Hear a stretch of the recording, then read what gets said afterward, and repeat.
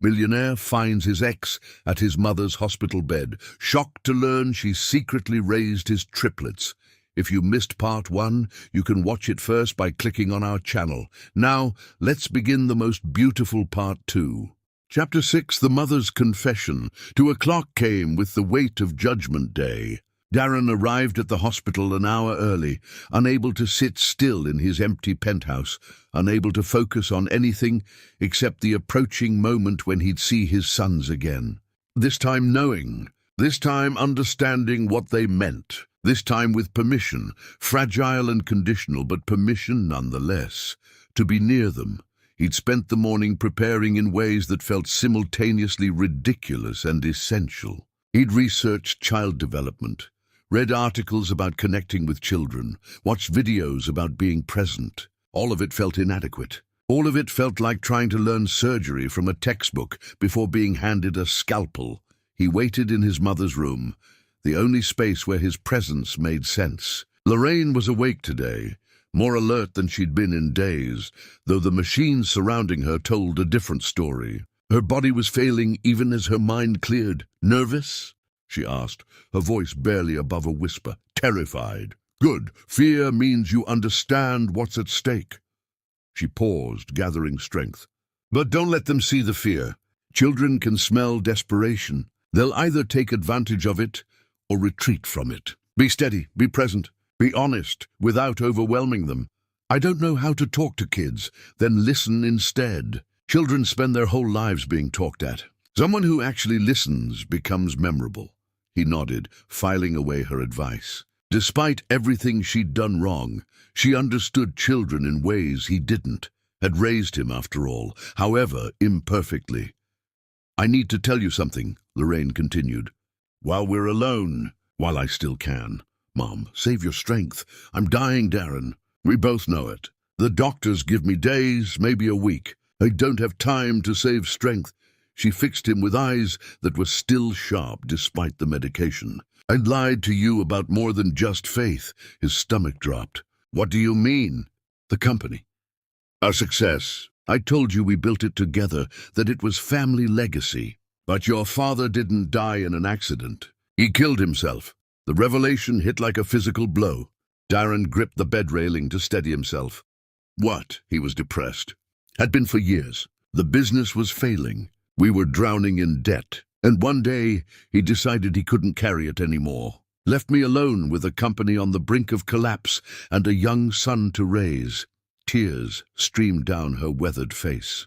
"I worked like a demon to save it. Sacrificed everything. And I did save it. Turned it profitable. Built it into something real. But I also built a lie around your father's death because I couldn't bear for you to know the truth. That he'd chosen to leave us. That we hadn't been enough to make him stay." Darren couldn't process this. His entire childhood had been shaped by the story of his father's tragic accident, the narrative of a good man taken too soon. "Why tell me this now?" "Because I see myself in Faith," Lorraine said. "I see a mother working herself to death trying to provide for her children, trying to give them stability even when everything inside is breaking. And I see the damage my choices did to you. How I made you afraid to trust, afraid to be vulnerable, afraid that love meant weakness." She struggled to breathe, the machines beeping frantically until she calmed herself. "I don't want you to make my mistakes. I don't want you to choose pride over presence. I don't want you to lie to your sons about who you are or what happened because you're ashamed. They deserve better. You deserve better." "I don't even know who I am right now," Darren admitted. "Everything I thought I knew is wrong. Then figure it out, but do it while being there for them. Do it while being honest. Do it while building something real instead of running away like your father did. Like I did in my own way. Like you've been doing your entire adult life." Before he could respond, before he could even begin to unpack this revelation, voices echoed in the hallway. Children's voices. His heart began to race. Faith appeared in the doorway, the 3 boys trailing behind her. They looked different in daylight. More real somehow, less like apparitions from a dream. Bruce carried a backpack covered in stickers. Peter clutched a worn stuffed animal. Clark walked closest to Faith, his hand gripping her sleeve. "Boys, you remember Grandma Lorraine," Faith said gently. She's having a better day today, so we can visit for a bit. They filed in carefully, respecting the sacred space of the sick room. Bruce went directly to Lorraine's bedside, standing on his toes to see her better. "Hi, Grandma," he said, with the easy affection of someone who'd done this many times. "We brought you drawings from art class. Did you, sweetheart?" Lorraine's face transformed, love erasing pain temporarily. "I can't wait to see them." Peter approached more shyly, offering his artwork with nervous hands. "I drew our family, see? That's me and Bruce and Clark and Mommy and you." Darren looked at the drawing over Peter's shoulder. 5 stick figures, carefully colored, holding hands in a line. His family, but he wasn't in it. Didn't exist in this child's understanding of who mattered. "It's beautiful," Lorraine told Peter, her voice catching. "But I think you might be missing someone." "Who?" Peter looked genuinely confused. "Well," Lorraine glanced at Faith, who gave a subtle shake of her head. "Maybe you'll add more people as you go. Families can grow, you know." Clark hung back, observing everything with his usual intensity. His eyes landed on Darren, studying him with that same unsettling directness from before. "You're still here," Clark observed. "I am," Darren confirmed, trying to sound natural. "My mother is sick, so I'm staying close by, like we stay close to Mommy when we're sick," Clark said, making connections. "Exactly like that." "Bruce." "Peter Clark," Faith interjected smoothly. "This is Darren. He's Grandma Lorraine's son. He'll be visiting too sometimes." "At the same time as us?" Bruce asked, his tone suspicious. "Protective. Sometimes, yes. Is that okay?" Bruce shrugged with the elaborate casualness of someone trying to appear unaffected. "I guess, as long as he doesn't make Grandma tired. She needs lots of rest." "I won't," Darren promised. "I'll be very quiet." "You weren't quiet last time," Bruce countered, his memory sharp. "You were arguing with Mom. We could hear you from the hallway." Faith's expression flickered with embarrassment and warning. "Bruce, that's enough. But it's true. You said we should always tell the truth, and that's the truth." They were arguing, out of the mouths of children. Darren had underestimated how observant they were, how much they noticed, despite adults' attempts at discretion. "You're right," Darren said, surprising everyone. "We were arguing, and I'm sorry if that upset you. Sometimes adults disagree about things. But we're working on it." Bruce studied him with new interest. "Most adults don't admit when they're wrong. Then I guess I'm learning to be different than most adults." This earned a small nod of approval. Not acceptance, but acknowledgement. It was something. Peter approached Darren then, still holding his stuffed animal, a threadbare rabbit with one ear hanging by threads. "What do you do when you're not visiting your mom?" The question was innocent, but the answer felt loaded. What did he do? What could he say that wouldn't sound either meaningless or overwhelming? "I work," Darren answered carefully. "At a company. But honestly, it's not very interesting." "What's the company do?" "It helps other companies organize their work better." Peter's nose wrinkled. "That sounds boring." "It kind of is," Darren admitted with a small laugh. "What do you like to do?" "I like drawing. And stories. Mom reads to us every night before bed. 3 books each, and we take turns picking." The pride in Peter's voice was evident. This was clearly a treasured ritual. "That's wonderful. Your mum must get very tired." "She does," Peter said matter-of-factly. "Sometimes she falls asleep in the middle of reading. But that's okay. We just cover her with a blanket and read to ourselves." The image destroyed Darren. Faith so drained from holding everything together that she passed out during bedtime stories, and her children so accustomed to it that they developed systems to cope. Clark drifted closer, still silent, but listening intently. When he finally spoke, his question cut straight to the core. "Do you have kids?" The room went very still. Faith's eyes snapped to Darren's face, warning and pleading in equal measure. Lorraine held her breath, and Darren understood that this moment mattered. That honesty had limits when truth could shatter careful foundations. "I do," he said carefully, choosing his words with precision. "But I haven't been able to see them much. I'm hoping to change that." "Why couldn't you see them?" Clark pressed. Children had no sense of polite boundaries when curiosity struck. "Because I made mistakes. Big ones, and I'm trying to fix them now." "What kind of mistakes?" "Clark, baby, that's personal," Faith intervened gently. Sometimes adults have complicated situations that aren't easy to explain. But I want to know, Clark insisted, his eyes never leaving Darren's face. If you have kids and you made mistakes, does that mean you're a bad dad? The question hung in the air, devastating in its innocence. Faith looked stricken. Lorraine's tears flowed freely. And Darren felt the weight of truth pressing down on him. Yes, he answered honestly. I think I probably am, or was. But I'm trying very hard to become a better one. How? Clark demanded. How do you become better? I don't fully know yet, Darren admitted. But I think it starts with being there, with listening, with caring more about being present than about being right, and with accepting that the people I hurt might never forgive me, but trying anyway because they deserve better than my absence. Clark absorbed this with serious consideration. That sounds hard. It is hard. The hardest thing I've ever tried to do, but you're doing it anyway. I'm doing it anyway. Something shifted in Clark's expression. Not acceptance, but respect, maybe. Recognition that Darren had spoken to him like a person rather than dismissing his questions. Okay, Clark said simply, then moved to climb onto the chair beside Lorraine's bed. Bruce had been watching this entire exchange with hawk-like attention. Your kids are lucky, he said suddenly, that you're trying to be better. Some kids never get that chance. The words pierced through every defense Darren had left. Because Bruce didn't know he was talking about himself. Didn't know that he and his brothers were the kids Darren was trying to be better for. The irony was almost unbearable. I hope so, Darren managed. I hope someday they'll think I'm worth knowing. If you keep being there, they probably will, Bruce said, with the wisdom of someone beyond his years. Mom always says that consistency matters more than perfection. That even if you mess up sometimes, as long as you keep trying, that's what counts.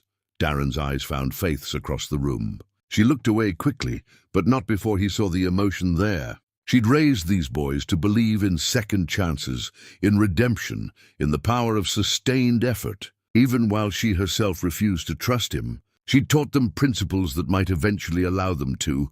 Your mom sounds very wise, Darren said. She is, all three boys chorused in unison. Their agreement absolute and immediate. Faith cleared her throat, clearly overwhelmed. All right, boys. Let's let Grandma Lorraine rest a bit. We can do homework in the waiting area. Can we show Darren our homework?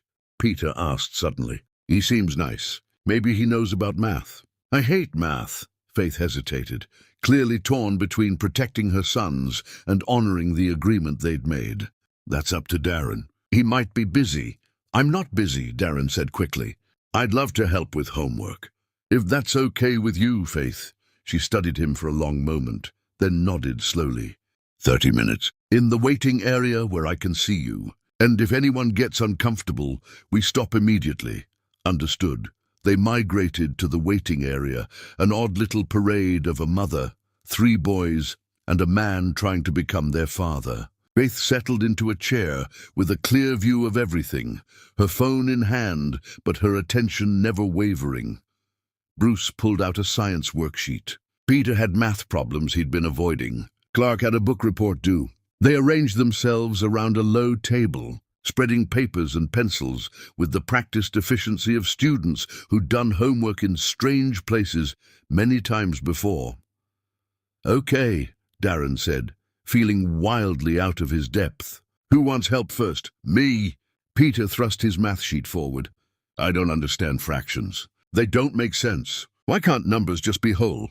Because the world is complicated, Darren answered, and sometimes we need to describe parts of things, not just whole things. Here, let me show you. He began explaining fractions using the only manipulatives available, crackers from Peter's snack bag. Breaking them into pieces, showing how halves and quarters related, making it physical rather than abstract. Peter's face lit up with understanding. Oh, so if I have 1 cookie and I want to share it with Clark, we each get half. Exactly. But what if Bruce wants some too? Then you'd need thirds, which is trickier but same principle. Bruce looked up from his own work. You're good at explaining things? Most adults just get frustrated when we don't understand right away. That's because most adults forget how hard it was to learn this stuff the first time, Darren replied. Everything is hard before it's easy. For the next 30 minutes, Darren helped with homework, Peter's math, Bruce's science questions about the solar system, Clark's book report about a story Darren had never read, but that he helped organize into a coherent structure. And somewhere in the midst of explaining and listening and being present, something shifted. The boys relaxed, started joking, teasing each other, including him in their small world, without even realizing they were doing it. Bruce showed him a drawing he'd done of planets. Peter shared his theory about why cats always landed on their feet. Clark read him a paragraph from his book report with quiet pride, and Darren realized this was it. This was fatherhood, not grand gestures or life-changing moments, just sitting on an uncomfortable waiting room floor, helping with homework that wouldn't matter in the grand scheme of things, but mattered enormously right now. When Faith called time, the boys protested, "But we're not done yet. Darren's helping me understand fractions." "Just 5 more minutes!" "Tomorrow," Faith said firmly. "Darren can help again tomorrow if he's here. Will you be here?" Clark asked Darren directly. "If your mom says it's okay, yes. I'll be here. Same time? Same time. Promise?" The word hung between them, heavy with significance neither of them fully understood. Because Darren was promising more than just tomorrow. He was promising to be there, to be consistent, to be the kind of person worthy of promises. "I promise," he said. Clark nodded, satisfied, and allowed Faith to usher them toward the exit. But at the door, Bruce turned back. "Hey, Darren." "Yeah? Thanks for helping, and for not being weird about it. Some adults get all awkward around us because we don't have a dad. But you just treated us normal." The irony of the statement nearly broke him. He was their dad, but treating them normal, treating them like people rather than obligations or opportunities, was apparently so rare that it merited comment. "You're welcome," Darren managed. "See you tomorrow?" "See you tomorrow." They left, Faith giving him one long, unreadable look before following her sons down the corridor. And Darren sat there on the waiting room floor, surrounded by scattered papers and pencils and crumbs, understanding that he'd just been given something precious. An hour with his sons, a glimpse into their world, a chance to be helpful without being overwhelming. It wasn't enough. Wouldn't be enough for a long time. But it was a start, and starts, he was learning, were everything. He returned to his mother's room to find her crying quietly. "Did you watch?" he asked, through the window. "Every minute," she smiled through her tears. "You were good with them, natural, better than I expected. They're incredible. Smart and funny, and so much more than I imagined." "They're yours," Lorraine said simply. "Of course they're incredible." And Faith raised them to be kind, despite having every reason to teach them bitterness. She gave them the childhood you should have had, the one I was too damaged to provide. "Mom, let me finish. I'm proud of you. For the first time in years, I'm genuinely proud. Not of your success or your wealth, but of you. For doing this, for facing what you've lost and trying to earn it back. That takes courage I never had. I'm learning from you," Darren said. "From your mistakes and from your honesty. You're teaching me, even now. Then learn this final lesson," Lorraine whispered, her strength fading. "Love isn't what you feel. It's what you do. It's being there on bad days. It's choosing to be present when absence would be easier. It's sacrificing your comfort for someone else's peace. I felt love for you your whole life, but I didn't always do love. Don't make my mistake." She closed her eyes, completely spent from the afternoon's emotions. Darren sat beside her, holding her hand, understanding that he was receiving deathbed wisdom from someone who'd learned these lessons too late to apply them fully, but not too late to pass them on. And as he sat there in the growing darkness, he made another promise, not to anyone else. To himself, he would do love, not just feel it. He would be there, even when it hurt. He would earn the title of father, one homework session at a time, and he would never, ever take for granted the privilege of being allowed to try. Chapter 7. The weight of absence days became a rhythm. Darren arrived at 2 o'clock every afternoon. Faith came with the boys. They did homework, talked, laughed sometimes. And slowly, incrementally, the walls began to lower. Not completely, not even significantly, but enough that Bruce stopped watching him with open suspicion. Enough that Peter started saving questions for him specifically. Enough that Clark occasionally chose to sit beside him instead of across from him. It was progress measured in inches when Darren wanted miles. But he was learning patience in ways he'd never had to before. His mother's condition continued to decline. Some days she was alert enough to watch them through the window, her face glowing with joy at seeing the boys interact with Darren. Other days she barely woke, her body surrendering piece by piece to the inevitable. Faith was there through all of it, caring for Lorraine with a devotion that still baffled Darren, adjusting medications, managing pain, holding the old woman's hand through the worst moments, and somehow still managing to be fully present for her sons, never letting her weariness show in front of them. "How do you do it?" Darren asked her one evening after the boys had left. They were sitting in Lorraine's room, both watching her sleep, the machines providing a steady soundtrack to their vigil. "Do what?" "Everything. Work. Raise 3 kids alone. Take care of my mother. Function on what has to be minimal sleep." "How are you not completely broken?" Faith was quiet for a long moment. "Who says I'm not?" The admission stopped him. "What? You look at me and see someone managing. Someone strong. Someone who has it together." She turned to face him, and he saw the cracks she usually hid so well. "But I'm barely holding on, Darren. I'm worn thin all the time. I cry in the shower so the boys can't hear. I take pills to sleep and drink too much coffee to wake up. I feel like I'm failing at everything simultaneously." "You're not failing. Look at those boys. They're good despite me, not because of me," Faith interrupted. "They deserve so much more than I can give them. They deserve 2 parents. They deserve financial security. They deserve a mother who isn't too drained to enjoy them. But this is what they got, just me. And some days that feels like the cruelest joke in the world." Darren had never heard her speak this way. Faith always projected strength, competence, control. Seeing her vulnerable felt both intimate and terrifying. "They love you," he said softly. "Anyone can see that. Love isn't enough. Love doesn't pay rent or buy food or provide opportunities. I love them more than breathing, but sometimes I lie awake wondering if that's enough to make up for everything they're missing."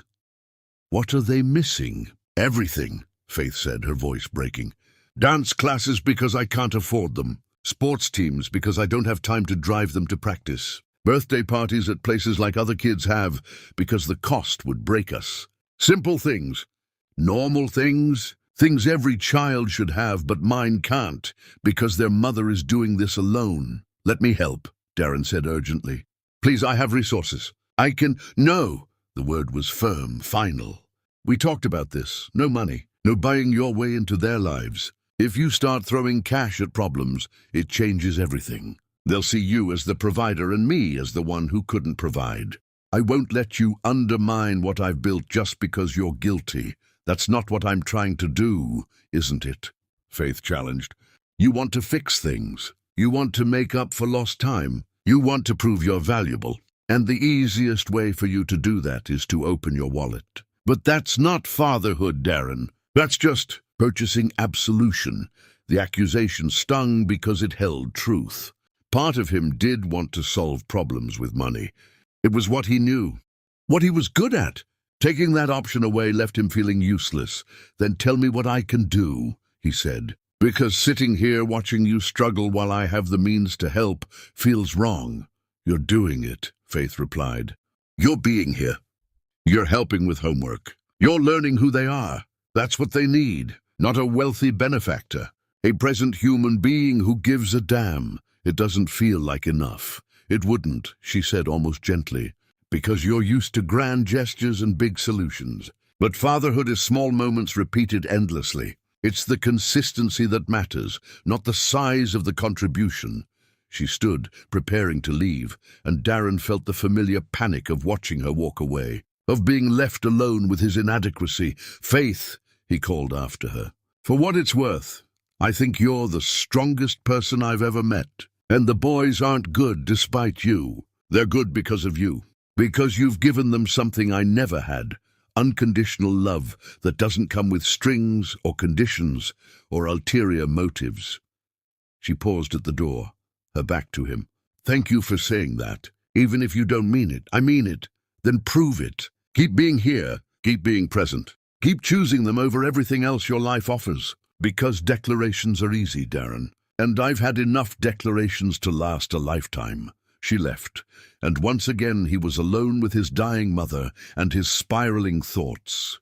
The truth Faith had spoken settled into him like stones. She thought he was hollow, empty, a man who'd built wealth but no real substance. And she was right. His penthouse was a monument to loneliness. His office was full of people who worked for him but didn't know him. His life was structured around achievements that felt meaningless now that he understood what actually mattered. He'd become his mother's son in all the worst ways, choosing success over connection, prioritizing control over vulnerability, building walls so high no one could reach him, then wondering why he felt alone. But unlike his mother, he was getting a chance to change, a chance to become someone different, someone better. His phone rang, his assistant, probably calling about the countless meetings he'd cancelled, the deals he'd walked away from. The company that was starting to notice his absence. He let it go to voicemail. Then he turned off his phone entirely because Faith was right. He had to choose, and for the first time in his adult life, the choice was obvious. The next afternoon, Bruce arrived with a black eye. Darren noticed immediately, his entire body going on alert in ways he didn't fully understand. Some protective instinct he hadn't known he possessed. What happened? He asked before he could stop himself.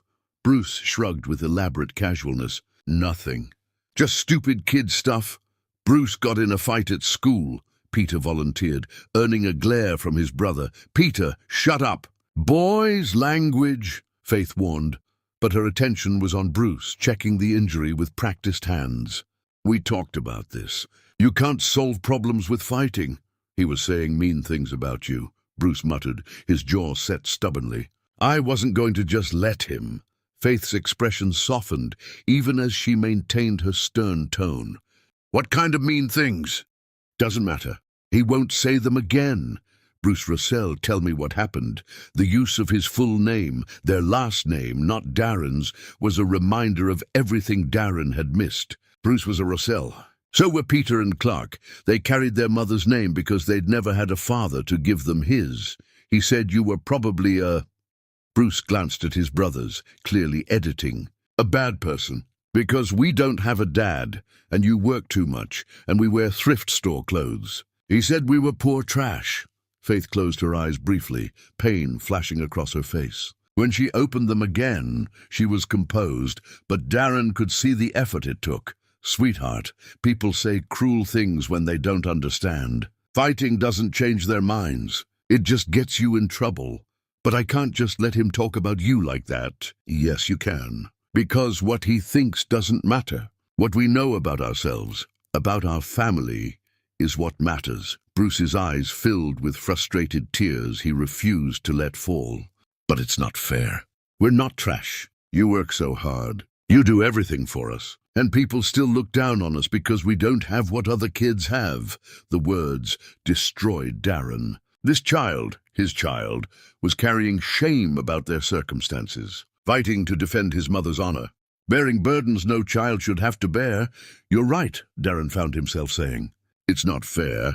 Your mom is incredible. You three are incredible. And anyone who can't see that is missing out on knowing truly remarkable people. Bruce looked at him with surprise and something else. Gratitude, maybe. You really think that? I know that. Your mom has more integrity in her little finger than most people have in their entire bodies. She's raised you boys to be kind and smart and thoughtful. That's not trash. That's excellence. Then why do people treat us differently? The question came from Clark, who'd been silently observing as usual. Why do teachers talk slower to us like we're stupid? Why do other parents pull their kids away when we try to play? Why does everyone assume we're problems just because we don't have a dad? The honesty in his voice was devastating. These children had learned far too young that the world judged them for circumstances beyond their control. Faith looked stricken, clearly unaware that her sons had noticed these things, had internalized them. Because people are often small, Darren answered, choosing his words carefully. They judge based on appearances rather than character. They assume poverty means failure rather than understanding the 1,000 ways life can be hard. They're wrong. But that doesn't make their judgments hurt less. How do we make them stop? Peter asked, his voice small. You don't, Faith said gently. You can't control what other people think or say. You can only control how you respond. And you respond by being so undeniably good, so clearly worthy, that eventually their judgments reveal them as the small people they are. Not you, but that takes forever, Bruce protested. Yes, Faith agreed. It does. Being underestimated is draining. Proving yourself repeatedly is draining. Living with others' low expectations is draining. But the alternative, becoming bitter or mean or small yourself, is worse. She pulled Bruce into a hug, despite his attempts to act too old for such things. I'm sorry you have to deal with this. I'm sorry your life is harder because of choices I made. But I'm so proud of you for defending our family. Just find better ways to do it than fighting, okay? Okay, Bruce mumbled into her shoulder.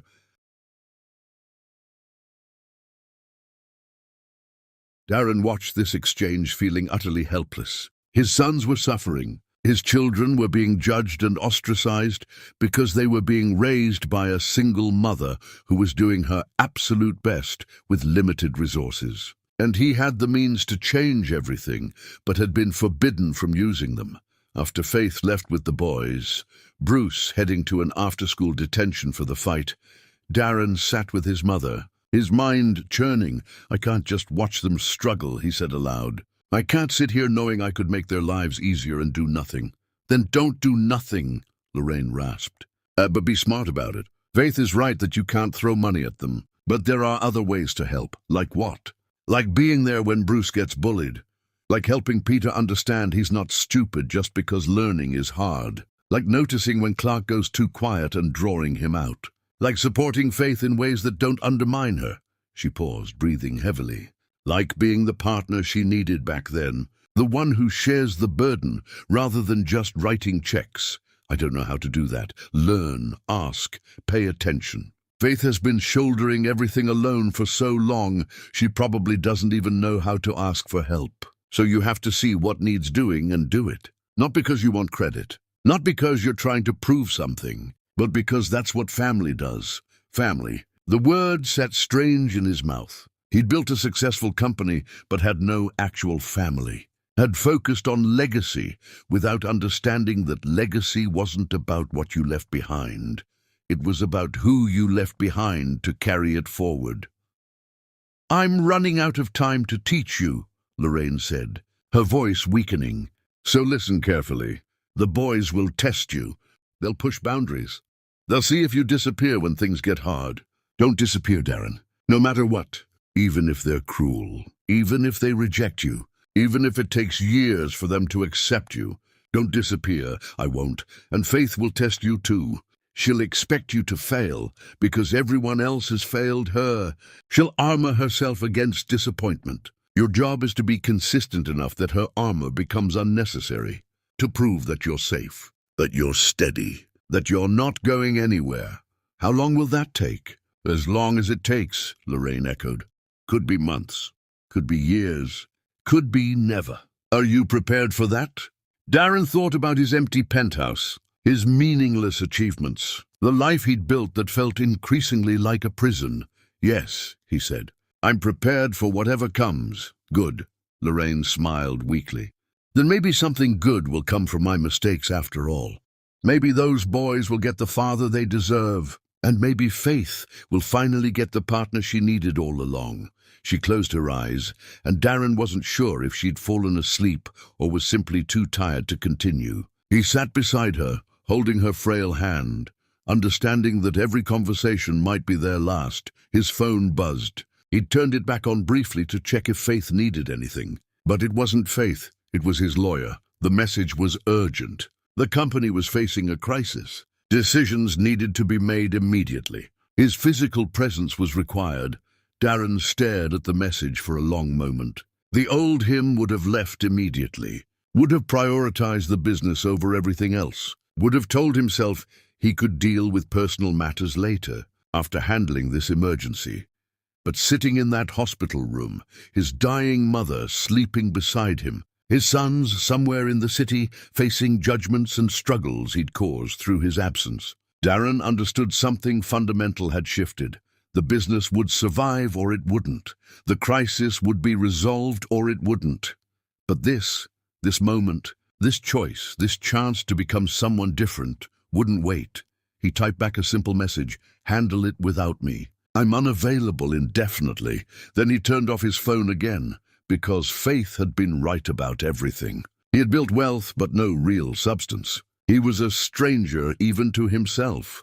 But he didn't have to stay that way. He could choose differently, be different, become someone worth knowing. It would be hard, would cost him things he'd spent years building, would require humility and patience and sustained effort with no guarantee of success.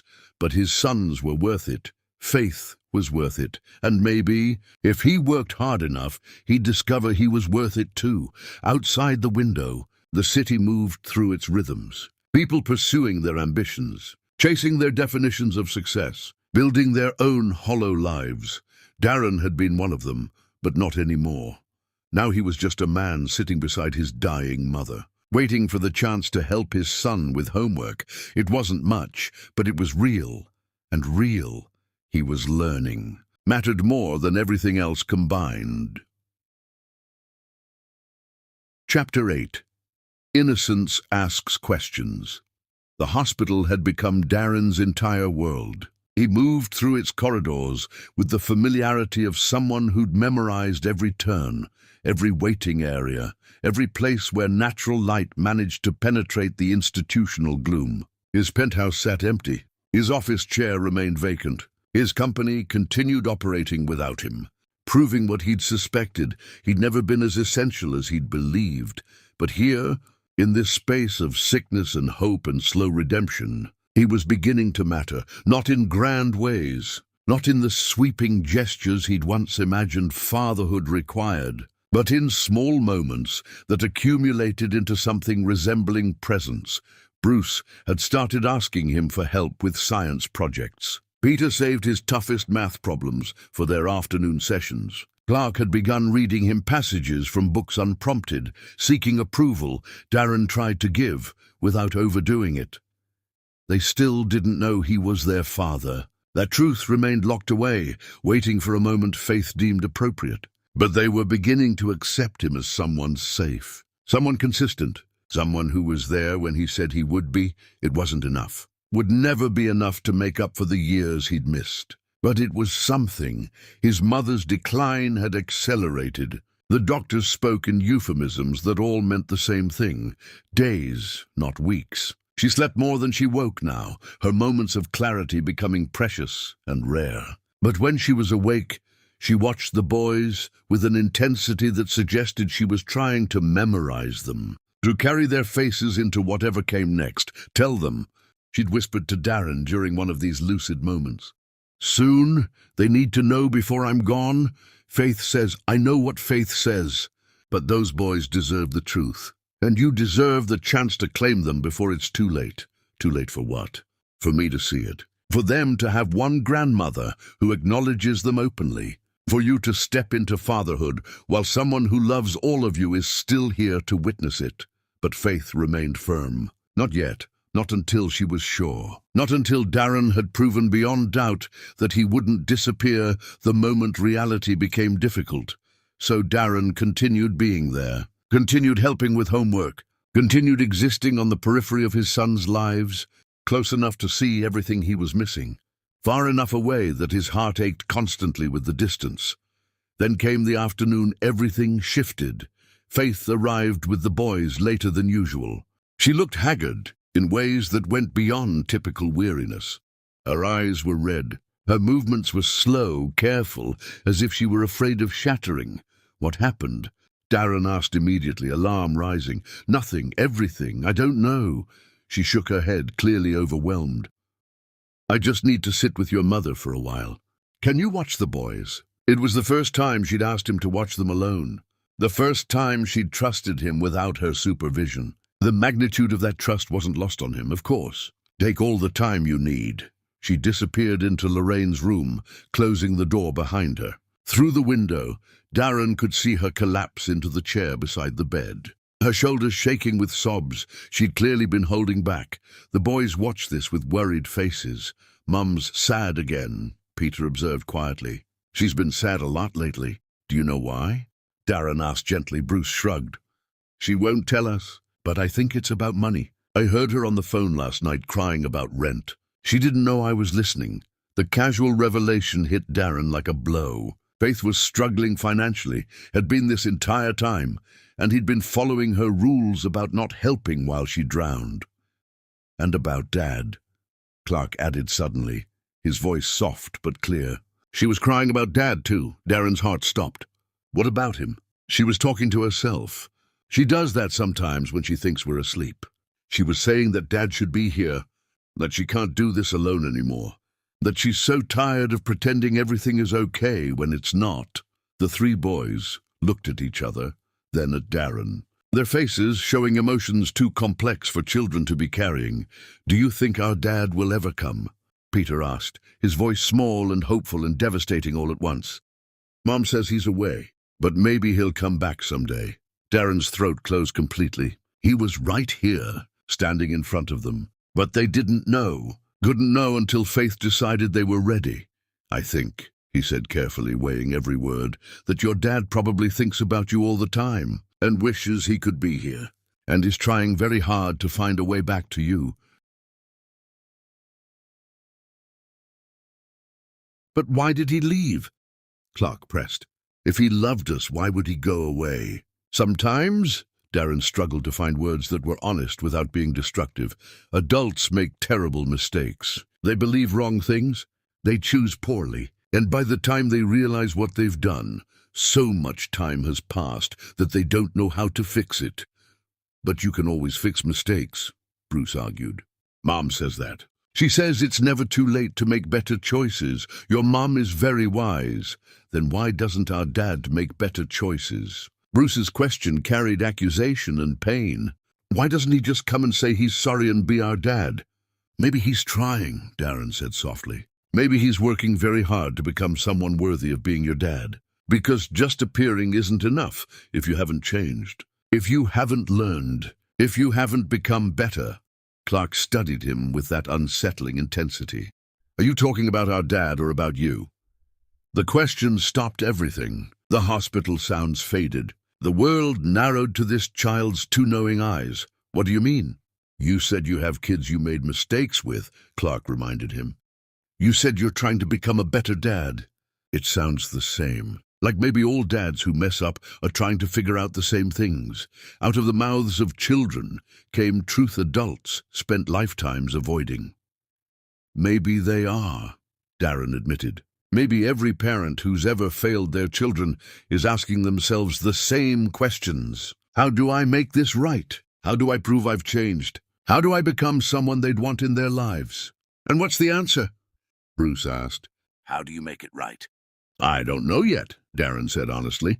I'm still trying to figure that out. But I think it starts with being there, with being honest, with accepting that forgiveness might never come but trying anyway, because they deserve better than absence. Peter had been quiet during this exchange, but now he spoke up. Do your kids know you're trying? I hope so. I hope they can see that I'm here, that I'm not going anywhere. That even though I can't fix the past, I'm committed to being better in the future. I bet they can see it, Peter said with the absolute certainty of childhood. Kids always know when adults really care, even when the adults think they're hiding it. Darren's eyes burned. These boys, his boys, were trying to comfort him about a situation they didn't even know they were part of. Can I ask you something? Clark said suddenly. And you have to answer honestly. Okay, do you think our dad loves us? Even though he's not here? The question destroyed him, because how could he answer honestly without revealing everything? How could he make promises for a person they didn't know was standing right in front of them? "Yes," he said, his voice breaking. "I think your dad loves you more than anything in the world. I think he thinks about you every single day. I think missing you hurts him in ways he can't even describe. And I think he'd give up everything he has for the chance to be your dad the way you deserve." "Then why isn't he here?" Bruce demanded, frustration breaking through. "If all that's true, why isn't he here?" "Because," Darren stopped, unsure how to proceed. "Because sometimes love isn't enough. Sometimes you have to prove yourself. Sometimes you have to earn back trust that was broken. And that takes time." "How much time?" Peter asked. "How long do we have to wait?" "I don't know, buddy. I wish I did. But I don't think it's about time. I think it's about being there consistently. About proving through actions instead of declarations that you've really changed." Clark moved closer, his small face serious. "Is that what you're doing? With your kids? Being there until they believe you?" "Yes." "Do you think it's working?" Darren looked at these three boys who'd let him into their lives in small ways, who'd started trusting him with homework and questions and small pieces of their inner worlds, who didn't know they were answering his question just by being here. "I hope so," he said. "I really hope so." "Well, I think your kids are lucky," Bruce said with finality, "because at least you're trying. At least you're here. That's more than our dad is doing." The irony was unbearable. Darren was here, was trying, but his presence didn't count because they didn't know who he was. His effort was invisible because faith had built walls around the truth. "Bruce," Clark said thoughtfully, "what if our dad is trying but we just can't see it yet? What if he's close, but Mom hasn't told us because she's protecting us?" Bruce frowned. "Why would she need to protect us from our own dad?" "Because maybe she's scared," Peter suggested. "Maybe she's scared he'll leave again, or that we'll get hurt. Mom's always scared about things hurting us." These children understood more than any adult gave them credit for. They'd analyzed their situation with clarity that was both impressive and heartbreaking. "Your mom loves you very much," Darren said. "Everything she does is to protect you. Even when her choices don't make sense to you, they come from love." "We know," all three chorused in unison. A long silence fell. The boys seemed to be processing something, exchanging looks that suggested wordless communication born from sharing a womb and a childhood. Finally, Bruce spoke. "Darren, can I ask you something weird?" "Sure. Are you—" He paused, searching for words. "You're around a lot. You help us with homework. You're here every day. You look at us like—" He trailed off, frustrated by his inability to articulate what he sensed. "Like what?" Darren's heart pounded. "Like we're important," Bruce finished. "Like we matter more than anything. The way Mom looks at us. Nobody else looks at us like that." Peter nodded agreement. "And you kind of look like us." Clark noticed it first, but we all see it. You have our nose and our chin. And sometimes when you smile, it's like looking in a mirror. Clark took a step closer, his eyes searching Darren's face. "And you're here every single day. You canceled work to be here? We heard you on the phone once, telling someone that nothing was more important than being here.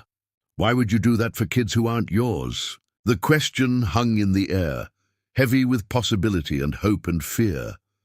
Darren looked at these three boys, his sons, who'd figured out something they weren't supposed to know yet. He thought about faith's rules, about waiting for permission, about respecting boundaries, but he also thought about honesty, about these children deserving truth, about his mother dying and wanting to see them know before she was gone. "What do you think?" he asked quietly.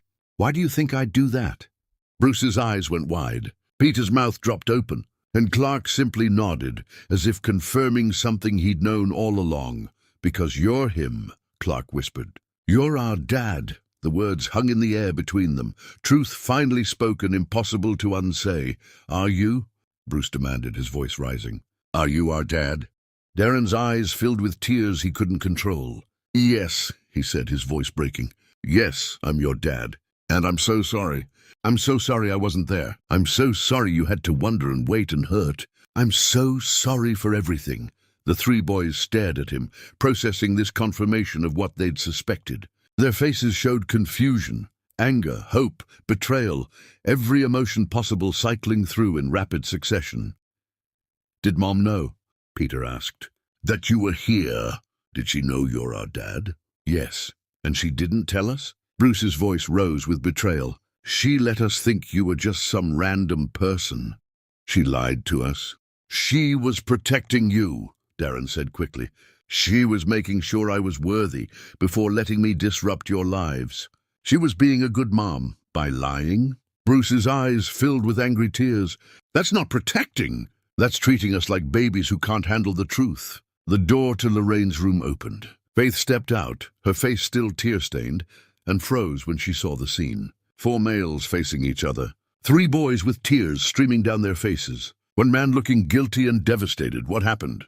she demanded, fear in her voice. "What's going on?" "They figured it out," Darren said quietly. "They asked me directly, and I couldn't lie to them, Faith.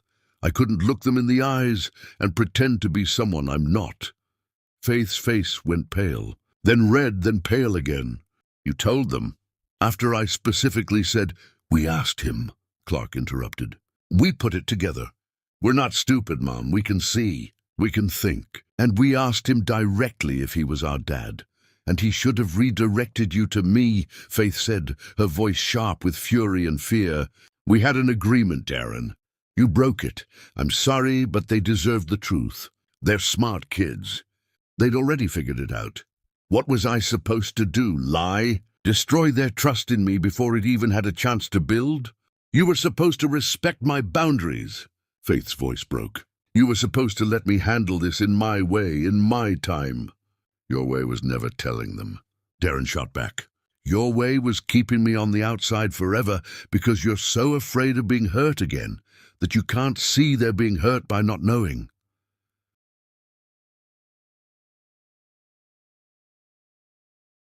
The boys looked between them, watching their parents fight about them, and something in their faces broke.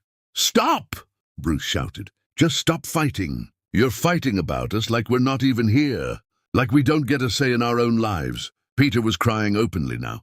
"I don't understand. If you're our dad, why weren't you here before? Why now? What changed?" And Clark, quiet Clark, asked the question that cut deepest. "Do you even want to be our dad? Or are you just here because you feel guilty?" The 3 questions hung in the air, each one requiring an answer Darren wasn't sure how to give.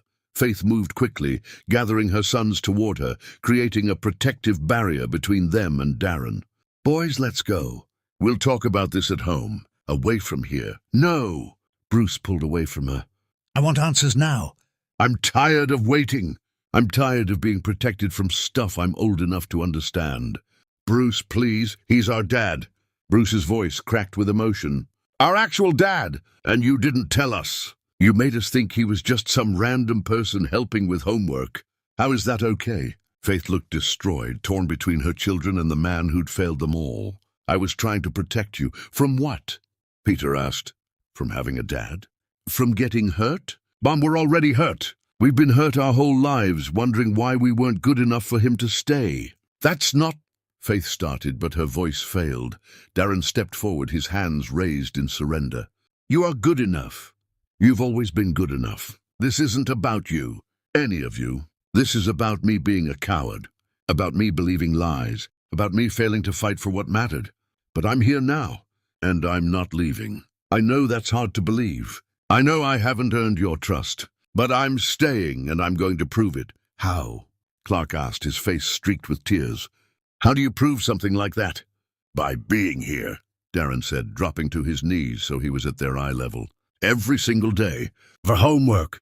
For bad days. For good days. For everything in between. By being there even when it's hard. Even when you're angry at me. Even when you don't want me there. I'm here anyway because that's what fathers do. But you didn't before," Bruce accused. "You weren't there before. Why should we believe you'll stay now?" "Because I didn't know before," Darren said, his voice raw. "Your mom tried to tell me. I didn't listen. I believed terrible lies about her. I walked away without looking back. And I've regretted it every day since I learned the truth. I can't change the past. I can't give you back the years I missed. But I can give you every day going forward. If you'll let me, The boys looked at each other, that wordless communication passing between them again. Finally, Bruce spoke. "I don't know if I can forgive you. I know. I don't know if I want you as a dad. I understand. But—" Bruce's voice wavered. "But maybe I want the chance to figure it out. Maybe I want to see if you're telling the truth about staying." It was the smallest opening, the tiniest possibility, but it was more than Darren deserved. "Thank you," he whispered. "Thank you for even considering it." Peter moved closer, studying Darren's face. "Do we call you Dad now? Or still Darren? I don't know what to do." "Whatever feels right to you," Darren said. "There's no rush. No pressure. You call me whatever you're comfortable with." Clark hadn't said anything, just stood there crying silently, his small body shaking. Darren wanted to reach for him, to comfort him, but didn't dare move without permission. Faith was crying too, her hands covering her mouth. Watching her sons process this revelation she tried so hard to control. "I'm sorry," she said to them. "I'm so sorry. I thought I was doing the right thing. I thought I was protecting you. But maybe I was just protecting myself. Maybe I was the one who wasn't ready." Bruce turned to her. "Why didn't you tell us? When did you know he was here?" "From the beginning. When he came to the hospital. I knew. And you just let us hang out with him without telling us?" "I needed to be sure," Faith said through her tears. "I needed to know he wouldn't disappear again. That he was serious. That he'd actually changed. I couldn't risk you getting attached to him only to have him leave." "But that's not fair," Peter said quietly. "We should have gotten to decide. We should have known the truth and gotten to choose if we wanted to give him a chance." Faith nodded, accepting the criticism. "You're right. I was wrong. I was so focused on controlling the situation that I forgot you three are people with your own feelings and choices. I'm sorry." The five of them stood there in the hospital corridor, a family that had never been whole, trying to figure out if wholeness was even possible. Finally Clark spoke, his voice small and broken. "I just want to know one thing." "Anything," Darren promised. "If Mom had told you about us back then, before we were born, would you have wanted us?" The question stabbed through every defense Darren had, because he didn't know the answer. The man he'd been back then might not have. Might have accused Faith of lying. Might have demanded proof. Might have made everything worse. "I don't know," he admitted, and saw the pain flash across all three boys' faces. "The man I was back then was so wrapped up in himself, so convinced of his own righteousness, that I honestly don't know if I would have stepped up the way you deserved. But I know this. I wish I had been that person. I wish I'd been strong enough and brave enough and good enough to fight for you, to see through the lies, to choose you over everything else. I wasn't, and I'll spend the rest of my life regretting that. But I am that person now, or I'm trying to be, and if you give me the chance, I'll spend every day proving it. It wasn't the answer they wanted, but it was honest. And honesty, Darren was learning, mattered more than comfort. The boys looked at each other again, and Darren could see them making a choice, not about forgiveness that would take time, but about possibility, about whether to slam the door completely or leave it slightly ajar. "Okay," Bruce said finally. "You can stay, for now. But if you mess up, if you disappoint us, if you prove Mom was right to not trust you, then you're done. Forever. Understand?" "I understand. And we're going to test you," Peter added. "We're going to be difficult and angry, and probably mean sometimes, because we have a lot of feelings about this." "I expect nothing less." Clark simply nodded, his tear-stained face showing complete depletion. "Can we go home now, Mom?" "I'm tired." Faith gathered them close, and for a moment Darren thought they'd leave without another word. But at the elevator, Bruce turned back. "Darren," he called. "Or Dad. I don't know what to call you. Either is fine. Will you be here tomorrow?" "Yes, same time, same place, every day. I promise." "Okay, we'll see you tomorrow then." The elevator doors closed, taking his family away, and Darren stood alone in the corridor trying to process what had just happened. Everything had changed. The secret was out. His sons knew who he was, and somehow, impossibly, they were willing to give him a chance. It wasn't forgiveness. It wasn't even acceptance. But it was possibility, and possibility was everything.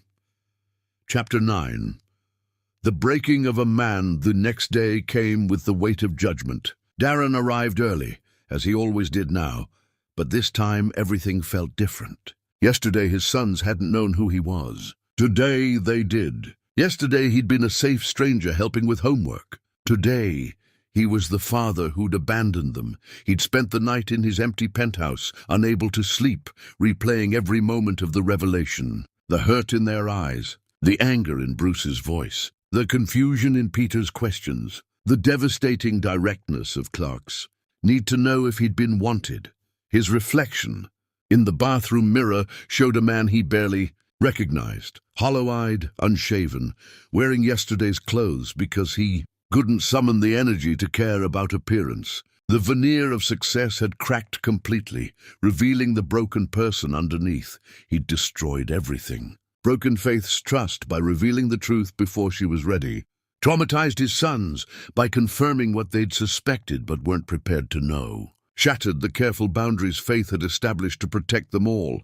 And for what? Because he couldn't handle 3 children asking him an honest question. Because his guilt demanded confession, even when confession served his needs more than theirs. His phone buzzed. A message from Faith: "We need to talk." Before the boys arrive, his stomach dropped. This was it. She was going to tell him he'd ruined everything. That he'd proven her worst fears correct. That he was no longer welcome in their lives. He'd earned this, deserved this.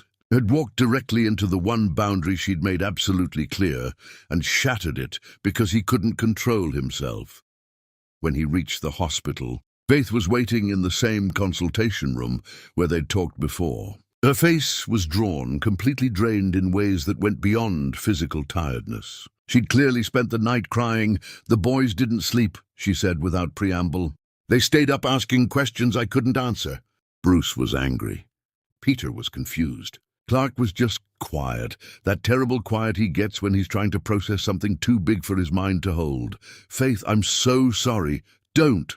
She held up a hand. "Don't apologize yet. Let me finish." He nodded, bracing himself.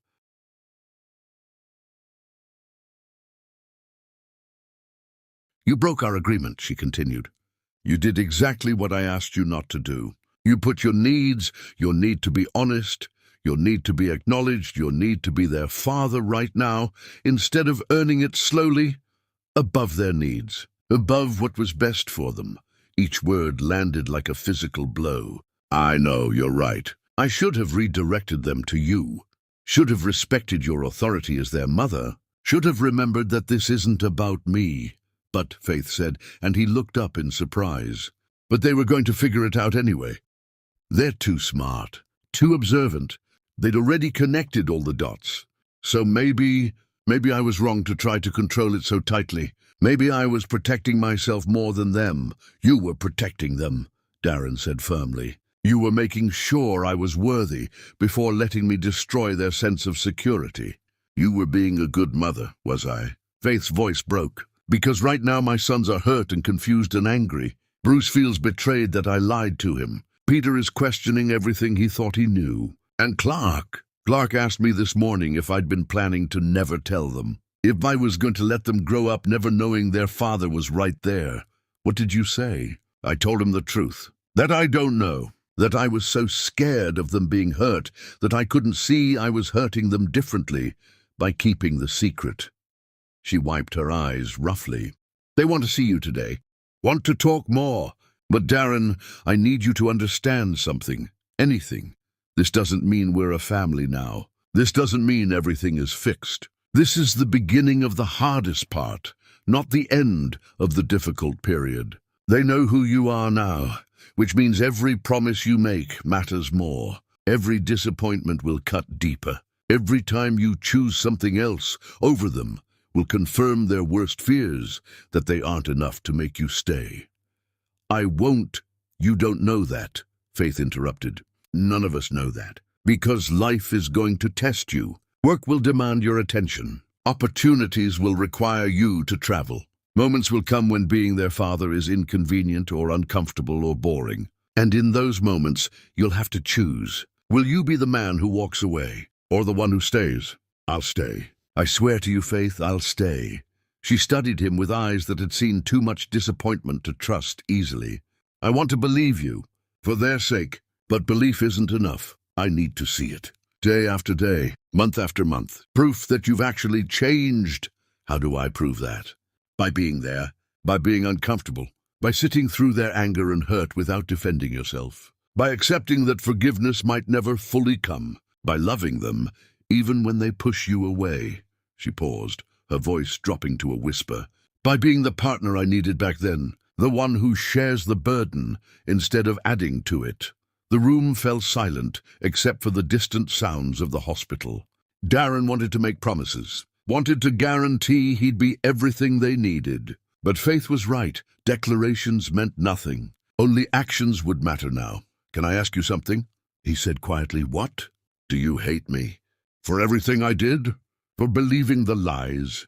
For walking away? For missing 6 years of their lives? Do you hate me, Faith?" She was quiet for a long time, her eyes distant. Finally she answered, "No, I did for a while. Hated you so much it consumed me. But hate takes energy I couldn't afford. So I let it go. Not because you deserved forgiveness, but because I needed peace. Then what do you feel toward me now?"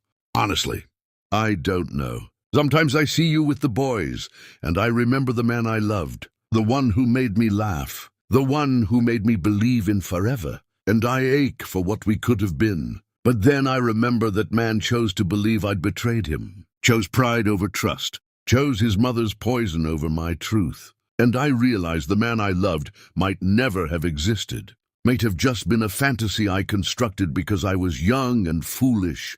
The assessment destroyed him because it was fair. He had been that man, had made those choices, had proven himself unworthy of the love she'd offered. "I want to be better," he said desperately, "not just for the boys. For you, for all of us. I want to build what we should have had back then." "Then prove it," Faith said simply. "Stop talking about what you want and start doing the work. Be there, be present. Choose us over everything else. Do it for months, for years. Do it so consistently that eventually maybe we'll all believe you're serious." A nurse knocked on the door. "Ms. Rossell, your sons are here. They're asking for you." Faith stood, smoothing her clothes, trying to compose herself. "Last chance, Darren. Last chance to walk away before this gets harder. Because once you're their father publicly, officially, there's no going back. You can't change your mind later. You can't decide it's too difficult. You're either all in or you need to leave now." Darren stood too, meeting her eyes directly. "I'm all in. Whatever it takes. I'm not leaving." "Then let's go face them together." They walked into his mother's room to find the 3 boys already there, clustered around Lorraine's bed. His mother was awake, more alert than she'd been in days, and she was talking to them quietly. "Your father is a good man who made terrible mistakes," Lorraine was saying. "But good people can choose poorly and still deserve a chance at redemption. The question is whether you're willing to give him that chance." "But he left us," Bruce said, his voice thick with hurt. "He didn't even know we existed, and he was fine with that. How do we forgive that?" "You don't have to forgive it," Lorraine replied. "Not right away, maybe not ever. But you can choose to see who he is now rather than who he was then. People change, sweetheart. They grow, they learn. Your father learned that success means nothing without family. Can you give him the chance to prove he's learned?" Peter noticed Faith and Darren in the doorway. "Mom, Darren, Grandma Lorraine was just telling us about Dad, about him, about—" He trailed off, clearly unsure what to call Darren now. "It's okay," Darren said gently. "Call me whatever feels right. There's no rush to figure it out." Clark slid off his chair and walked directly to Darren. He stood there looking up, his face serious. "I have more questions." "Okay, I'll answer anything you want to know. Do you love us?" The question should have been simple. Instead, it felt impossibly complex, because love without action was meaningless. And he'd spent 6 years not acting, not knowing, not being there.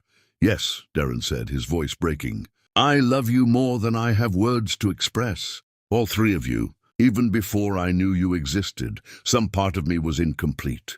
And now that I know you, now that I've seen who you are, I love you so much it hurts. Then why weren't you there?" Clark's voice rose, all his carefully controlled emotions beginning to spill over. If you loved us, why didn't you fight to find us? Why didn't you question the lies? Why did you just give up on Mom without even trying? Because I was a coward, Darren admitted, tears streaming down his face now. Because I was arrogant and stupid, and so wrapped up in my own pride that I couldn't see the truth. Because I let fear make me cruel and doubt make me weak. Because I failed in every possible way. That's not good enough. Bruce shouted, his anger finally breaking through. Saying you were stupid doesn't fix anything. It doesn't give us back the years we spent wondering what was wrong with us. It doesn't erase all the Father's Day cards we never got to give anyone. It doesn't change the fact that we grew up ashamed because we didn't have a dad like normal kids. You're right, Darren said, his voice shaking. Nothing I say will fix that. Nothing I do will erase those years. I can't change the past. I can only try to make the future different. But how do we know you won't leave again? Peter asked, his face wet with tears. How do we know this isn't temporary? That you'll stick around when it gets hard? Darren looked at Faith, at his mother, at these three boys who deserved so much better than what they'd gotten. And something inside him finally, completely broke. He dropped to his knees in the middle of the hospital room. Nurses walking past stopped to look. Other families in the hallway turned to stare.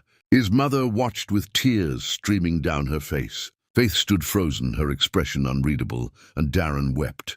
Not quiet, controlled tears, but loud, ugly, broken sobs that came from a place deeper than shame. The kind of crying that only happens when every defense has crumbled, when pride has been completely destroyed, when the weight of accumulated failures finally crushes the person carrying them. I'm sorry, he choked out between sobs. I'm so sorry. To all of you. Bruce Peter Clark, I'm sorry I wasn't there. I'm sorry you had to wonder and hurt and feel like you weren't enough. You were always enough. You were more than enough. It was me who wasn't enough. His hands covered his face, his whole body shaking. Faith, I'm sorry for believing lies about you, for walking away, for not fighting, for robbing you of a partner when you needed one most, for making you carry everything alone, for 6 years of absence when I should have been there. He looked up at his mother through his tears. Mom, I'm sorry for being the son you made me into, for choosing pride over love, for learning all your worst lessons and none of your best ones, for wasting years on things that don't matter while losing everything that does.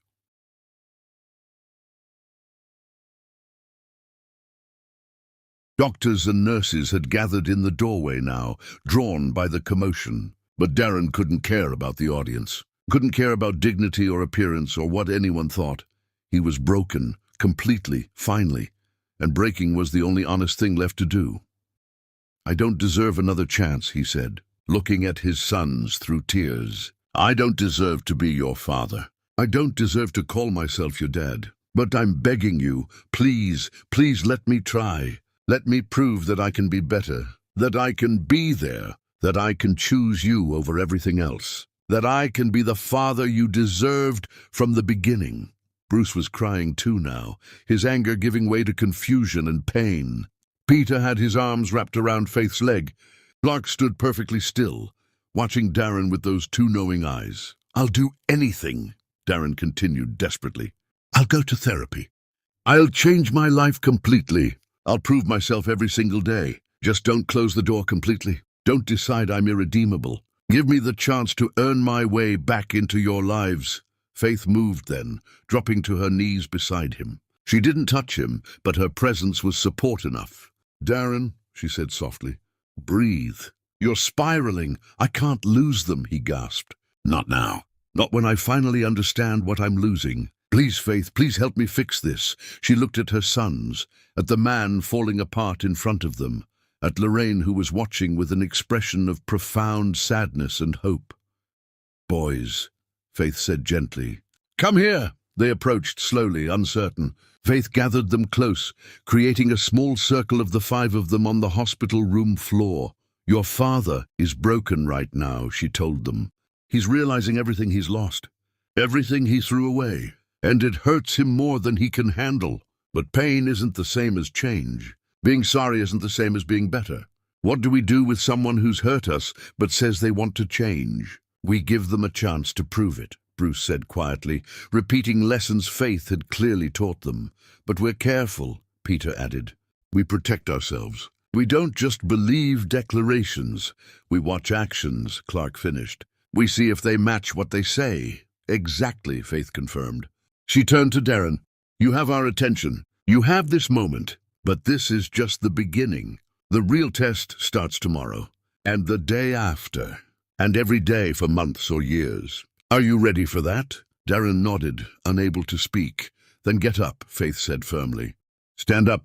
Look at your sons. And tell them what you're committing to. Not vague promises. Specific actions. What are you going to do differently? He struggled to his feet, wiping his face, trying to gather himself. The boys watched him with a mixture of hope and skepticism. I'm going to be here, he said, his voice still shaky but clearer. Every day after school. For homework, for talking, for whatever you need. I'm going to learn everything about you. Your favorite foods, your fears, your dreams, your pet peeves. I'm going to come to school events if you'll let me. I'm going to read the books you're reading so we can talk about them. I'm going to prove day by day that you can count on me. What about your work? Bruce challenged. It's not important, Darren said. Not compared to you three. I've already stepped back from most of it. I'll do whatever's minimally necessary to keep things running. But you're my priority now. What about when we're annoying? Peter asked. Or when we test you on purpose? Then I'll be patient. I'll understand that you have every right to test me, and I'll keep being there anyway.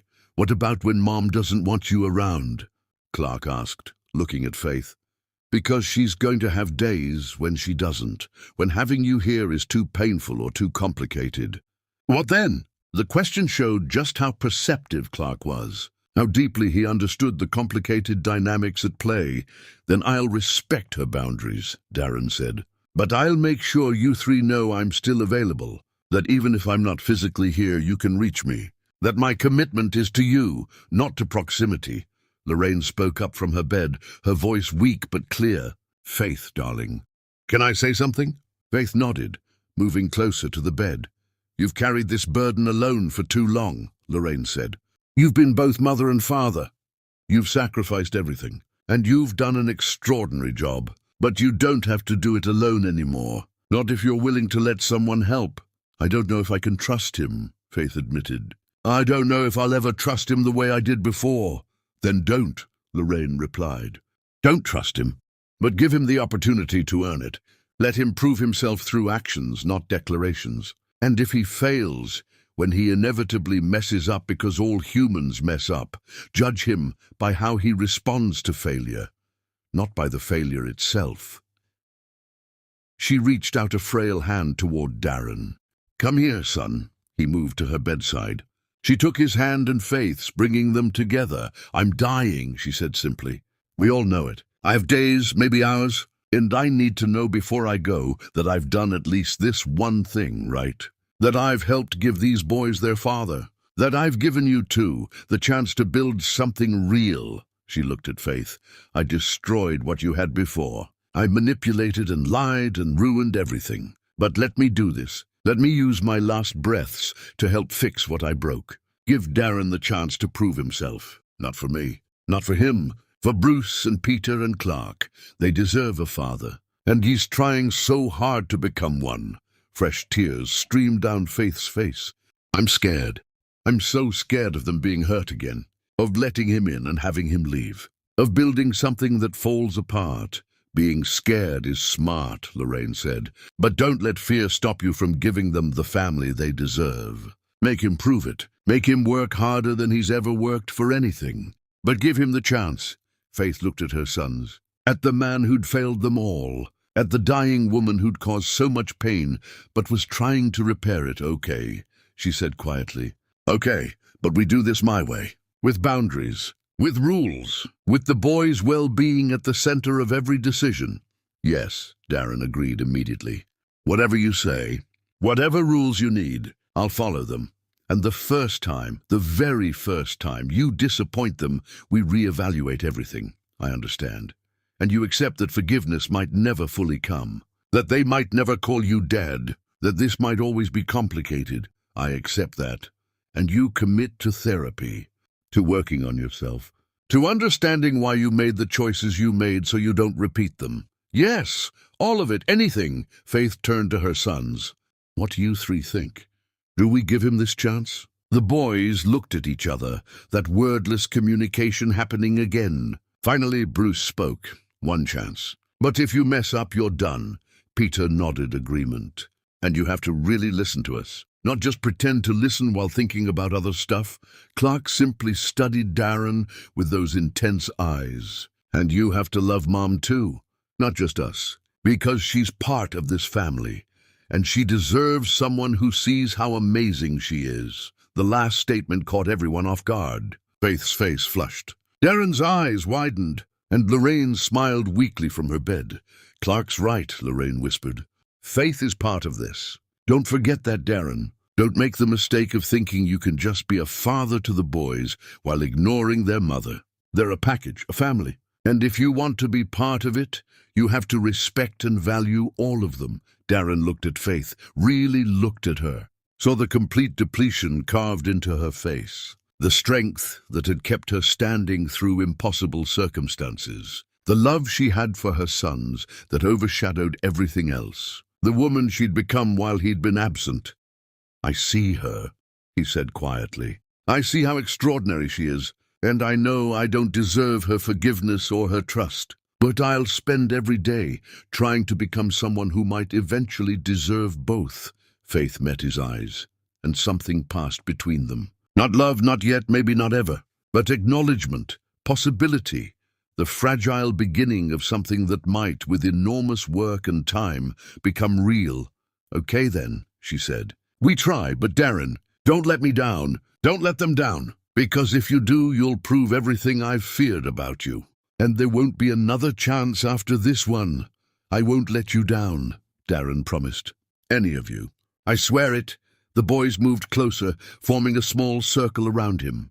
Not embracing him, not calling him Dad, but not pushing him away either.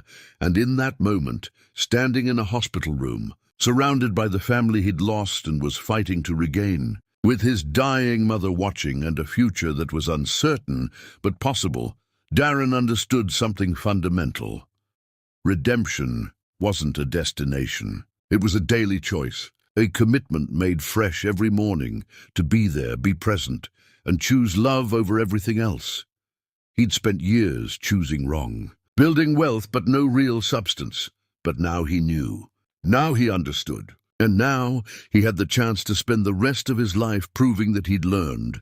It wouldn't be easy. Would probably be the hardest thing he'd ever do. But his sons were worth it. Faith was worth it, and maybe if he worked hard enough, he'd discover he was worth it too. Chapter 10. The Long Road to Redemption.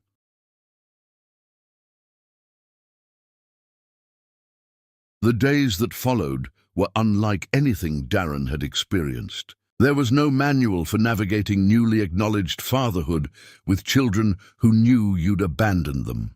No guidebook for earning trust you'd shattered before it even had the chance to form. But he was there, every single day, 2 o'clock, without fail. Sometimes the boys were warm, asking him questions and including him in their world. Other days they were cold, barely acknowledging his presence, making him work for every scrap of connection. And some days they were actively hostile, testing him with cruel questions and deliberate provocations designed to make him leave. He never left. His mother died on the 5th day. She slipped away peacefully in the early morning, Faith holding one hand and Darren holding the other. Her last words were to the boys, who'd been allowed in to say goodbye. Take care of each other, she'd whispered. Be a family. That's all I ever wanted. The funeral was small. Faith and the boys came, which felt like both a gift and a test. Bruce wore a suit that was slightly too small. Peter cried throughout the service. Clark stood silent and watchful, processing grief in his own internal way, and Darren delivered the eulogy. For a woman who'd destroyed his life and then spent her final days trying to repair the damage. My mother made terrible mistakes, he told the small gathering. She manipulated, she lied, she prioritized control over connection. But in the end, she taught me the most important lesson I've ever learned, that it's never too late to tell the truth. Never too late to try to make things right. She died knowing she'd failed in many ways, but hoping she'd succeeded in this one thing, bringing a family together. After the service, as people dispersed, Faith pulled him aside. That was generous, she said. Considering everything she did, she was human, flawed and complicated and ultimately trying to do better. Isn't that all any of us can hope for? Faith studied him for a long moment. The boys want to talk to you. Away from me. They asked specifically if they could have time with you alone. His heart raced. Are you comfortable with that?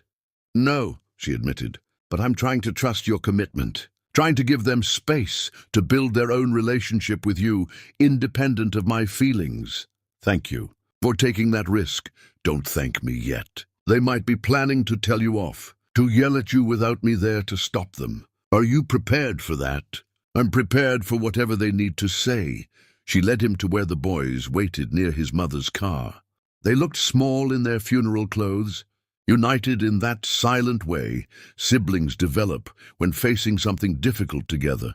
We'll be right over there, Faith said, pointing to a bench within view but out of earshot. You have 15 minutes. When she was gone, the four of them stood in awkward silence. Finally, Bruce spoke. We've been talking, he said, his voice carefully controlled. The three of us. About you. About what we want. Okay, I'm listening. We don't want you to try to buy us, Peter said quickly. We don't need expensive stuff or fancy trips. We just need you to be there, like you have been. But more how? We want you to come to school things, Bruce continued. Not right away. Not until we're ready. But eventually. We want you there for concerts and games and conferences. We want you to be the person we can point to and say, that's our dad. Darren's throat closed. I'd be honored. And we want you to help Mom, Clark added. She's worn thin all the time. She pretends she's not, but we can tell. She needs someone to share the hard stuff with. Not money, just someone to talk to. Someone to help with decisions. Someone to make her smile sometimes. I want to do all of that. If she'll let me, she will, Bruce said with certainty. She acts tough, but she's lonely too. We can see it. She hasn't dated anyone since you. Hasn't even tried, because she was too busy being everything for us and too scared to let anyone else in. The boys exchanged another of their looks. Then Bruce took a deep breath. We decided we want to try calling you Dad. Not all the time. Maybe just sometimes at first. But we want to practice. Want to see how it feels. Is that okay? Darren dropped to his knees for the second time in a week, but this time not from breaking, from overwhelming gratitude. Yes, he managed through tears. Yes, that's more than okay. That's everything. Peter stepped closer, his small hand reaching out tentatively to touch Darren's shoulder. Don't cry, Dad. We're giving you a chance. That's good news. The word Dad, spoken directly to him for the first time, nearly destroyed him. I know. I'm crying because I'm happy, because I'm grateful.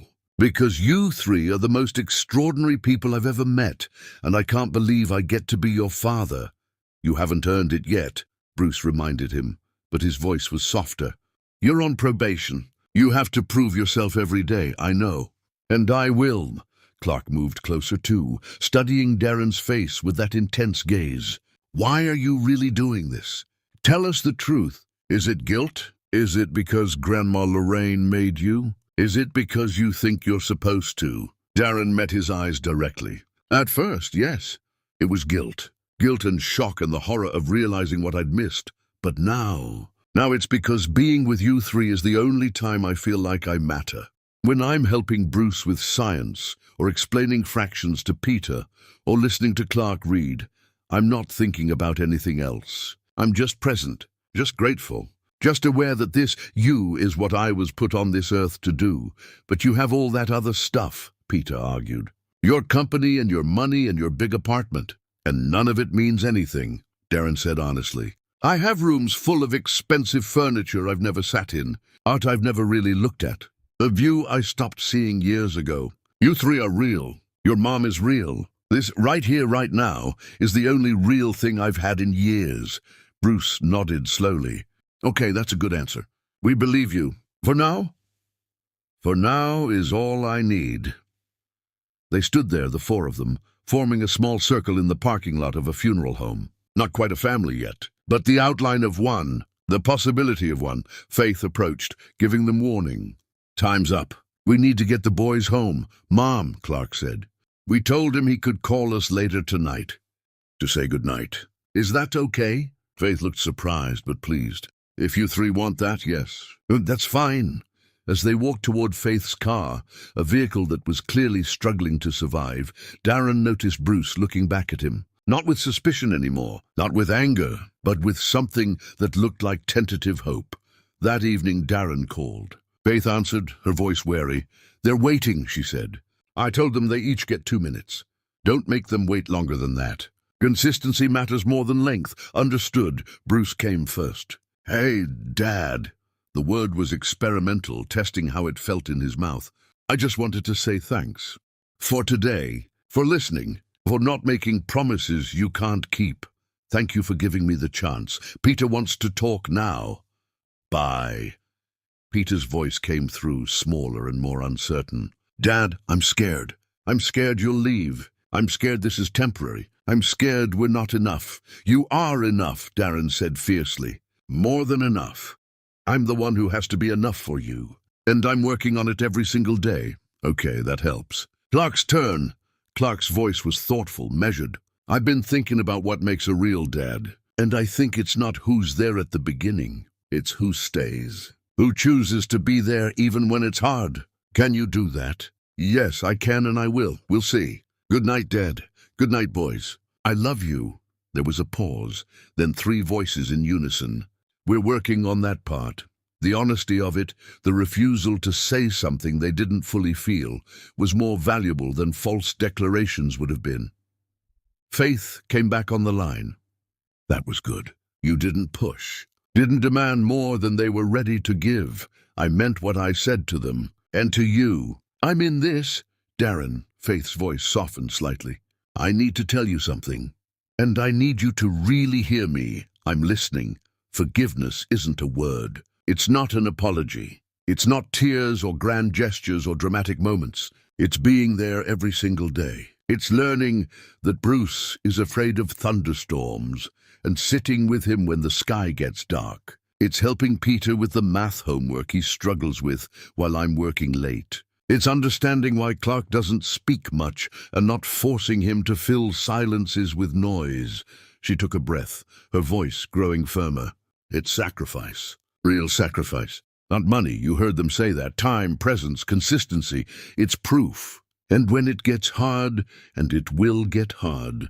Darren, when you're tired, when work demands your attention, when your old life calls you back, when your pride tells you you've done enough, you don't get to leave. Because if you walk away a second time, these boys won't recover. And neither will I understand. Do you? Really? Because this isn't about what you want anymore.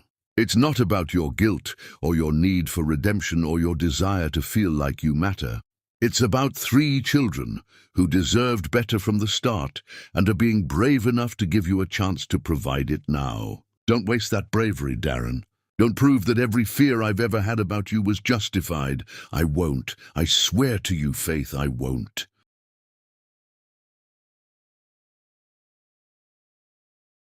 Then prove it. Every day. In small ways and large ones.